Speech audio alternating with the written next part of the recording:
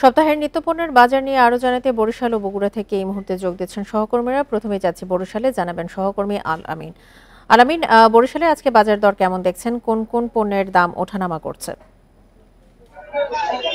সপ্তাহের ব্যবধানে বরিশালে যে কাঁচা বাজার এবং মাছের বাজার রয়েছে তাতে কিন্তু বেশ দাম চড়া রয়েছে এবং কেজিতে কাঁচা বাজারে যদি আমি বলি কেজিতে 30 থেকে 40 টাকা পর্যন্ত প্রত্যেকটি সবজির দামই বেড়েছে। এর পাশাপাশি 40 থেকে 50 টাকা পর্যন্ত মাছের দাম বেড়েছে।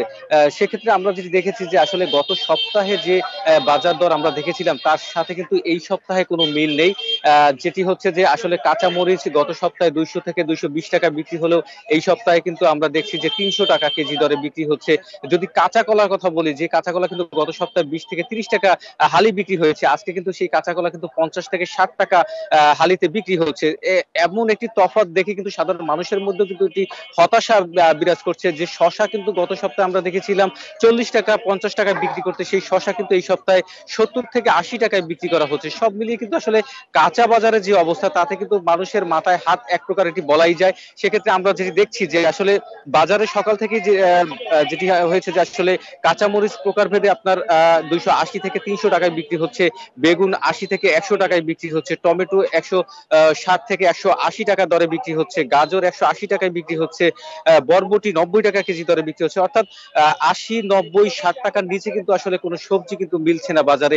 এর পাশাপাশি যদি মাছের বাজারের কথা বলি, আসলে মাছের বাজার যখন আমরা গিয়েছিলাম, মাছের দাম দেখে যখন আমরা ব্যবসায়ীদের কাছে জানতে চেয়েছিলাম যে কেন মাছের দাম এত বৃদ্ধি, তারা যেটি বলছেন যে এলসি সাইজের যে ইলিশটি রয়েছে সেটি যখনই সংকট পড়ে বাজারে তখনই কিন্তু আসলে মাছের দাম বিক্রি করে। অর্থাৎ এলসি সাইজ যেটা বোঝা যায় যেটা হচ্ছে যে 1 কেজির নিচে, অর্থাৎ 900 গ্রাম থেকে 600 গ্রামের মধ্যে যে মাছটি, সেই মাছটি যখন বাজারে সংকট দেখা দেয় তখনই কিন্তু ঘেরে চাষ করা যে মাছগুলো রয়েছে সেই মাছের দাম কিন্তু বেড়ে যায়। সেটি কিন্তু ব্যবসায়ীরা বলছেন এবং ক্রেতারা যেটি বলছেন যে আসলে বাজার মনিটরিংটা প্রয়োজন, সেই বাজার মনিটরিং করা গেলে কিন্তু আসলে দাম নিয়ন্ত্রণে আসবে। তো এই ছিল আমার কাছে বরিশাল থেকে।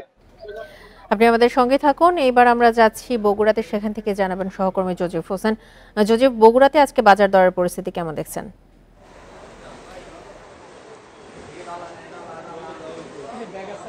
বগুড়াতেও আসলে বরিশালের মতো একই অবস্থা, একই চিত্র আমি দেখেছি। আপনি জানেন যে গেল 2-3 দিন যাবৎ কিন্তু বৃষ্টিপাতের যে পরিমাণ, সেই একেবারে যে কোনো সময় যে বৃষ্টিপাত থামবে সেটি কিন্তু সুযোগ নেই। যার কারণে কৃষকরা, এখানকার যারা বিক্রেতারা আছেন কিংবা যারা চাষিরা রয়েছেন, তারা যেটি জানিয়েছেন যে এখনো পর্যন্ত তারা মাঠ থেকে সবজি তুলতে পারছেন না কিংবা পরিবহনের যে ব্যবস্থা করবেন সেটিও কিন্তু তারা করতে পারছেন না। তো যার কারণে কিছু কিছু সবজির দাম বেড়েছে বলে আমাদেরকে জানিয়েছেন বিক্রেতারা এবং যারা ব্যবসায়ীরা রয়েছেন। তো সেই ক্ষেত্রে বলা যায় যে আপনার এই কাঁচামরিচের যে দামটি ছিল গেল 2 দিন আগেও আমি দেখেছি 180 থেকে 200 টাকার মধ্যে বিক্রি হচ্ছিল, সেটি কিন্তু আজকের বাজারে প্রায় 240 টাকায় বিক্রি হচ্ছে। এছাড়া অন্যান্য যে শাকসবজিগুলো রয়েছে, যেমন বেগুনের দামটি বেড়েছে কিন্তু কেজি প্রতি 40 টাকা দরে, অর্থাৎ গেল সপ্তাহে যেটি বিক্রি হয়েছিল 60 টাকা সেটি কিন্তু এই সপ্তাহে বিক্রি হচ্ছে, আজকের বাজারে বিক্রি হচ্ছে 100 টাকা দরে। এবং আপনাকে একটি বিষয় জানিয়ে রেখেছে, পেঁয়াজ, দেশি পেঁয়াজ যেটি রয়েছে সেই দেশি পেঁয়াজে প্রায় 100 টাকা, 110 থেকে 115 টাকায় বিক্রি হচ্ছে। এবং ইন্ডিয়ান পেঁয়াজ যেটি আসলে আমদানি করা হয়েছে, সেই আমদানিকৃত পেঁয়াজটিও কিন্তু আপনার 110 টাকায় বিক্রি হচ্ছে। তো বলা চলে যে আমদানি করার পরে যে দেশি পেঁয়াজের যে দামটি কমার কথা সেটি কিন্তু তেমন একটা কমেনি। এছাড়া মাছ, মাংস এবং মুরগির দামও কিন্তু কিছুটা বেড়েছে। সেক্ষেত্রে গরুর মাংসের দামটা আমরা দেখেছি যে ছাত্র এবং ভোক্তা অধিকার সংরক্ষণ অধিদপ্তরের পক্ষ থেকে 700 টাকা নির্ধারণ করে দেওয়া হলেও সেটি কিন্তু আবারও 720 টাকায় বিক্রি হচ্ছে। তো এই ছিল আসলে আমার কাছে বগুড়া থেকে সার্বিক বাজার পরিস্থিতি। বরিশাল এবং বগুড়া থেকে বাজার পরিস্থিতি নিয়ে জানাচ্ছিলেন সহকর্মীরা।